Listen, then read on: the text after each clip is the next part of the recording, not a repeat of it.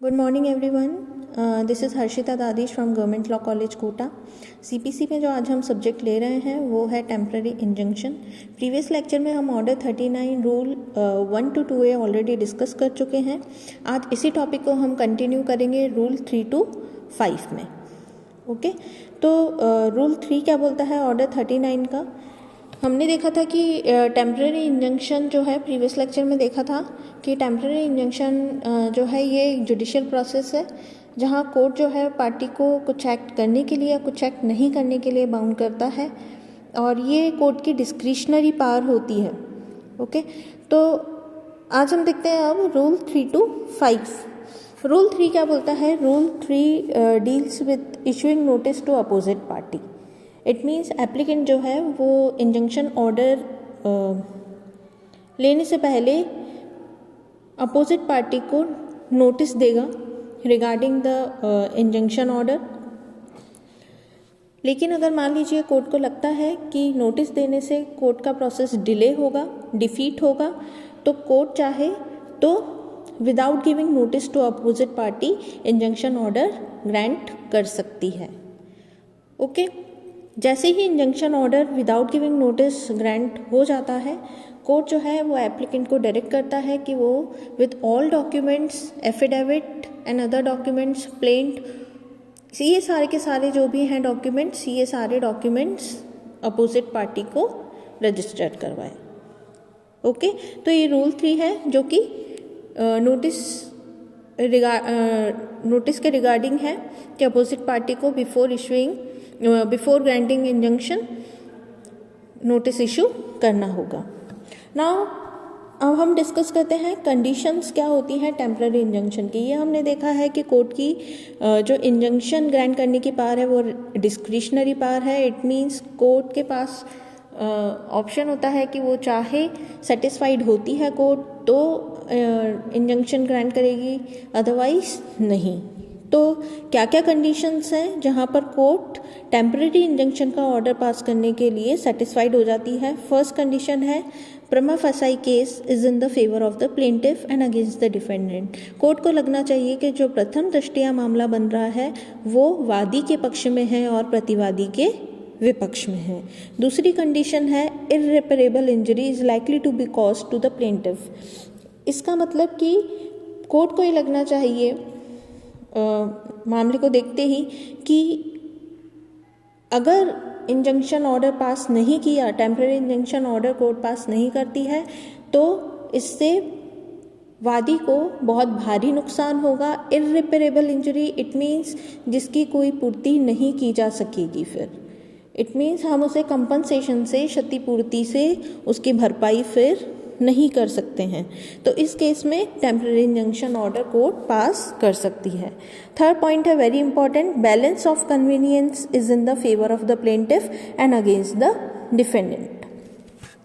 तो balance of convenience जो होता है इसका मतलब होता है कि कोर्ट ये देखेगी कि किसका पहलू भारी है, प्लेंटिफ का कि डिफेंडेंट का। इट मीन्स कि अगर टीआई का ऑर्डर, टेम्पररी इंजंक्शन का ऑर्डर पास किया जाता है तो इससे अपोजिट पार्टी को होने वाला नुकसान ज़्यादा भारी है, या फिर टेम्पररी इंजंक्शन का ऑर्डर पास नहीं किए जाने पर प्लेंटिफ को जो होने वाला नुकसान है वो ज़्यादा भारी है। अगर कोर्ट को लगता है कि प्लेंटिफ को नुकसान ज़्यादा होगा अपोजिट पार्टी से, तो फिर टेम्पररी इंजंक्शन का ऑर्डर कोर्ट ग्रांट कर देगी।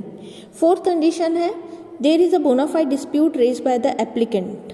यानी जो डिस्प्यूट रेज हुआ है, टीआई के एप्लीकेशन लगाने वाला पर्सन है एप्लीकेंट, वो जो डिस्प्यूट है वो बोनाफाइड होना चाहिए, मेलाफाइड नहीं होना चाहिए, गिल्टी इंटेंशन से नहीं होना चाहिए।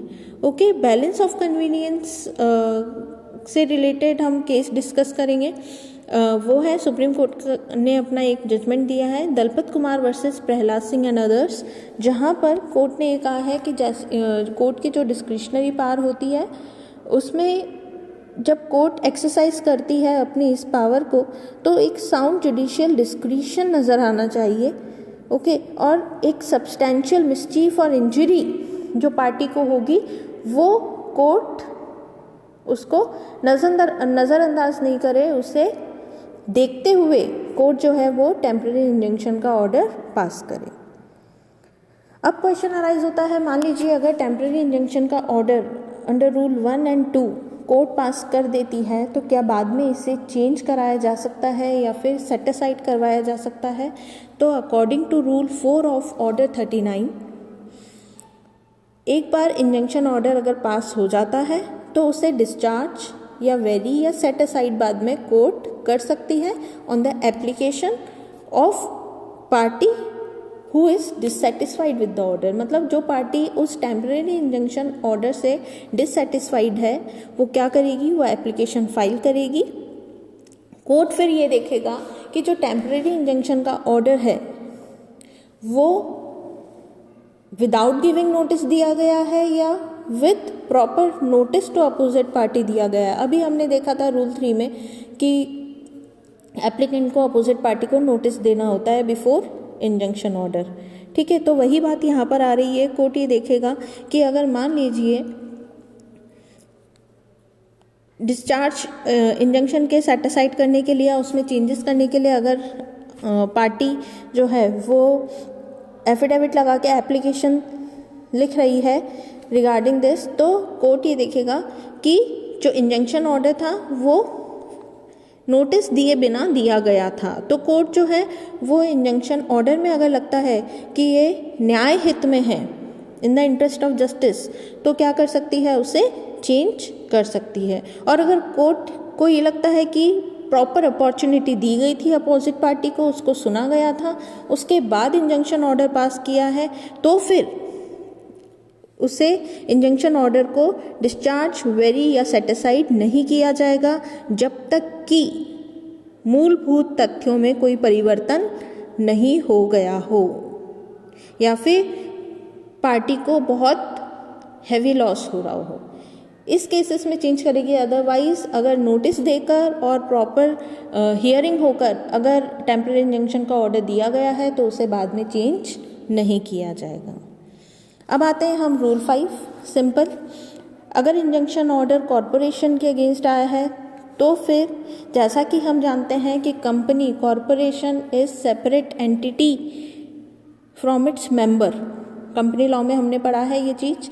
तो कंपनी जो होती है वो अपना एक अलग अस्तित्व रखती है, लेकिन जब अगर टीआई का ऑर्डर कंपनी के अगेंस्ट आया है तो वहाँ पर सिर्फ कंपनी ही उसके लिए जिम्मेदार नहीं रहेगी उस ऑर्डर के लिए। उसके मेंबर्स जो हैं उनकी भी उस टेम्परेरी इंजंक्शन ऑर्डर के अगेंस्ट पर्सनल लाइबिलिटी रहेगी। तो आज हमने ये टेम्परेरी इंजंक्शन टॉपिक कंप्लीट कर लिया है। नेक्स्ट लेक्चर में हम डिस्कस करेंगे इंटरलॉक्यूटरी ऑर्डर्स। Thank you.